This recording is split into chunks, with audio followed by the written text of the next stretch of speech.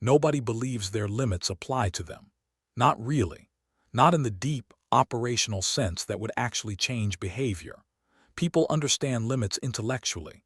They know in the abstract that human beings have finite energy, finite capacity, finite reserves of the physical and mental and emotional resources that sustained performance requires. They know this the way they know other true things that feel like they apply to other people. The person who burns out is always someone who pushed too hard.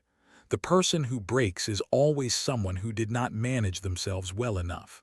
The warning is always for someone else, until it is not, until the body that was supposed to keep going stops, until the mind that was supposed to stay sharp fogs, until the relationships that were supposed to absorb the pressure of a life lived beyond its sustainable edge quietly fracture under a weight they were never designed to carry indefinitely. Knowing your limits is not weakness. It is the most sophisticated form of strategic intelligence available to a high-performing person. Because limits are not ceilings to be broken through, they are load-bearing walls. And a person who mistakes a load-bearing wall for an obstacle to be demolished does not become limitless. They bring the building down.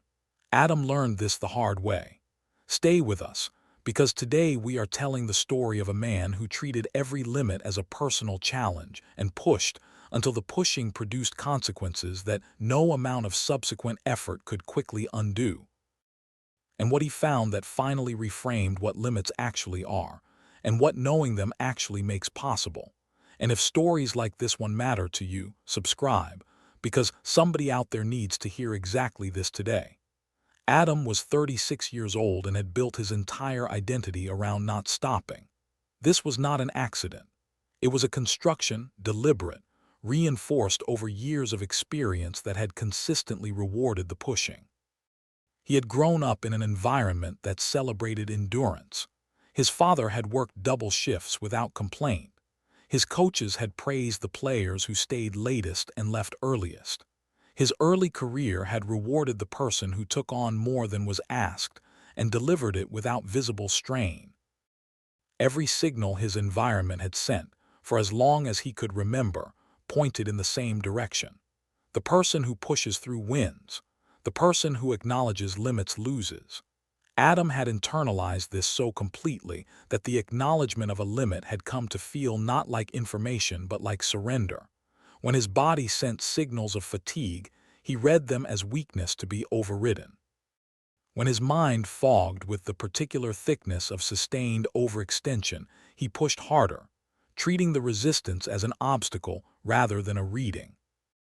When the people closest to him noted, with increasing frequency and decreasing gentleness, that he was not present even when he was physically in the room, he added their observation to the list of things he would address later, after the current push was complete.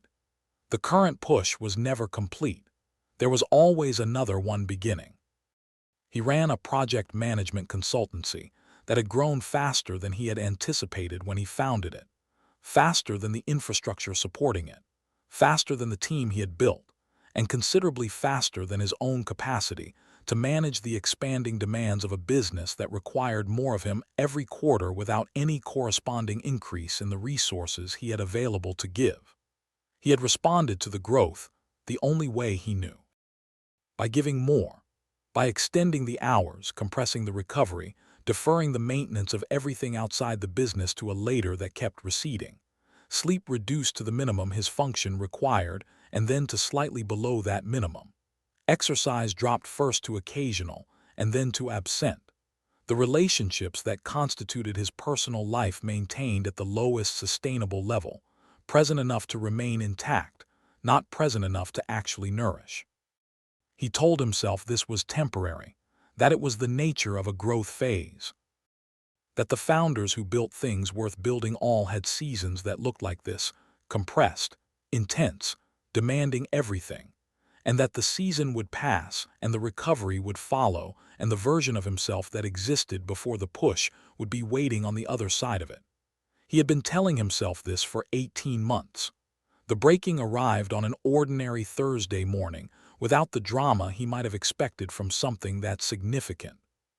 He woke at 5:30 as he always did and noticed, before he was fully conscious, that something was wrong in a way he could not immediately locate. Not a specific pain, a general wrongness, a flatness in the quality of his awareness, an absence of the usual morning sharpness that had always been his most reliable asset. He went through the motions of the morning with increasing unease. The mental clarity that normally arrived with the first hour of work did not arrive. A decision that should have taken 15 minutes took an hour and produced an answer he was not confident in. A client call he had handled dozens of times felt like navigating unfamiliar terrain without a map. By noon, he was sitting at his desk staring at a document he had opened 3 times without reading and understanding, with a clarity that was somehow both sudden and long overdue, that he had nothing left. Not temporarily nothing. The kind of nothing that does not respond to a strong coffee or a shorter task or the application of more effort. The kind that arrives when a system has been running past its sustainable limit for long enough that the system itself has begun to fail rather than just the operator. He called his most senior team member and told her he needed her to handle the afternoon. Then he did something he had not done in 18 months. He went home, in the middle of a Thursday, and he stayed there. The days that followed were among the most disorienting of his professional life, not because of what they contained, but because of what they revealed in their absence. With the constant forward motion removed, Adam encountered the accumulated cost of 18 months of limit denial in the quiet of a house that had time in it for the first time in longer than he could clearly remember. He was exhausted in a way that 3 days of rest barely touched. His thinking, when he attempted to apply it to anything requiring genuine analysis, remained foggy in a way that frightened him more than any business problem had. His body, given the space to report honestly, had a list of complaints it had been filing and having ignored for months. He had not been superhuman. He had been spending reserves he had not replaced, and the account had reached a balance that no further withdrawal could be made against. A friend who visited during the second week brought a book he left without particular ceremony on the kitchen table, a sports science text about periodization and recovery, written for elite athletes but relevant, his friend said with the directness of someone who had been watching with concern for longer than he had spoken, to anyone who performs at high intensity for sustained periods. Adam read it over 2 days. The central concept was one he understood immediately in the context of athletic performance and had somehow never applied to his own. Elite athletes did not perform at maximum capacity continuously. They periodized, structured their training in cycles of intensity and recovery, understanding that the recovery was not the interruption of performance, but the mechanism that made sustained high performance possible.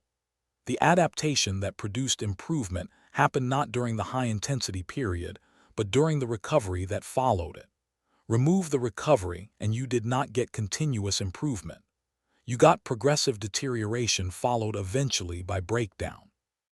He had been performing without periodizing for 18 months. He had been treating recovery as an interruption to performance rather than as the biological requirement that made performance possible. Adam did not return to work at full capacity immediately. The recovery took longer than his impatience wanted and approximately as long as his body required. But when he returned differently, with a structure that had scheduled recovery built into it rather than deferred indefinitely, with a relationship to his own limits that had shifted from adversarial to informational, with the understanding that the signals his body and mind sent when he was approaching the edge of sustainable capacity were not weaknesses to be overcome, but data to be respected. The business did not suffer from his better management of his own limits. It improved. The quality of his thinking, restored to a baseline that the previous 18 months had been gradually eroding, produced better decisions in less time. The team, given a leader who was actually present rather than physically there and cognitively elsewhere, performed better. The clients received work of a quality that the depleted version of Adam had been delivering below. He had been treating his limits as the enemy of his performance. They had been the operating manual all along. Your limits are not your weakness. They are your parameters, the operating conditions within which your best performance is actually possible. Ignore them, and you do not transcend them.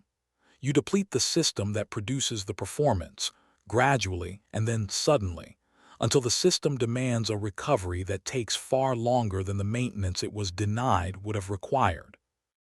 The strongest performers in any field do not push through their limits indefinitely. They know their limits with precision.